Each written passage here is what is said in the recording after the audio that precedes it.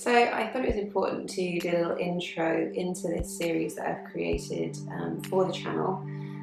This is very much a sort of how-to of individual poses that you may find in your yoga practice. So whether this is an online class or a physical class that you've gone to, if you haven't had any alignment cues or you're a bit unsure about certain poses, then I've created this for you.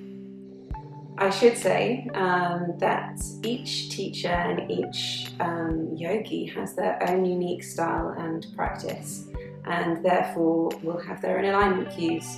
So if you do find yourself going to a class, you may get teachers that will have different alignment cues to what I'm giving you in these videos. So do take it as a guide. These really are just to help you understand what you can expect from your continued yoga practice. And it's also important to remember that our bodies are entirely unique, so don't worry if your shape looks different to someone else's in a class, or when you're indeed taking a class and you're thinking too much about the alignment. This is why I thought these videos would be useful, because then you can kind of try them out at home and feel a little bit more comfortable in the poses when you then take them to class.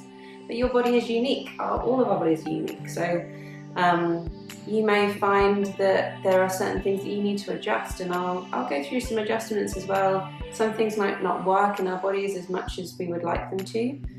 There's always an alternative, and that's what I really like about yoga, is that you can always find a way, there's always something else that you can try. I've tried to focus on poses that you would most commonly find in most practices. But if there are other poses that you are interested in getting alignment cues for, then drop me a comment and let me know, and I will look into doing videos for you. I will be the first to say that there may be some advanced poses that I'm still working towards as a yoga teacher. It's really important to remember that yoga is a journey, and so each person is on their journey throughout life. Yoga is not something that you just complete.